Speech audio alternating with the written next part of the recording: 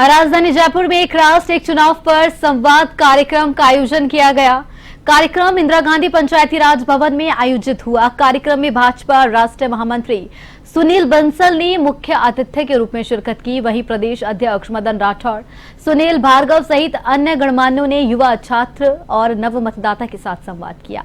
इस दौरान भाजपा के राष्ट्रीय महामंत्री सुनील बंसल ने कहा कि देश में एक साथ चुनाव होते हैं तो देश में राजनीति कम होगी और देश का विकास ज्यादा होगा। वहीं भाजपा प्रदेश अध्यक्ष मदन राठौड़ ने कहा कि विकसित भारत के सपने को साकार करने की दिशा में एक राष्ट्र एक चुनाव महत्वपूर्ण कदम है। साल से रेगुलर भारत में किसी न किसी स्टेट में चुनाव हो रहा है। अभी हम देखें, लोकसभा का चुनाव हुआ, जम्मू कश्मीर के चुनाव, हरियाणा चुनाव, महाराष्ट्र का चुनाव, झारखंड का चुनाव, दिल्ली का चुनाव। बार बार चुनाव होने के कारण से वही सब बातें तो समाज के अंदर एक विषाक्त वातावरण भी बनता है, ग्रुपिज्म बनता है। गांव में जाकर देखिए, परिवार के धड़े वर्षों से चले आ रहे हैं।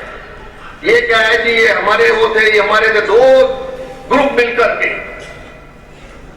तो ये राजनीतिक वैमनस्यता भी कम होगी। 17 दिसंबर 2024 को ये लोकसभा में पेश कर दिया गया था और उसके बाद में जेपीसी बना दी गई थी। सभी दलों के अनुपातिक हिसाब से सदस्यों को लेकर के जेपीसी के सामने ये प्रस्ताव जाने चाहिए ताकि ज्वाइंट पार्लियामेंट्री कमेटी उन प्रस्तावों को सम्मिलित करते हुए और लोकसभा में जो विचार रखना है वो रख दे, ये बिल पारित हो जाए।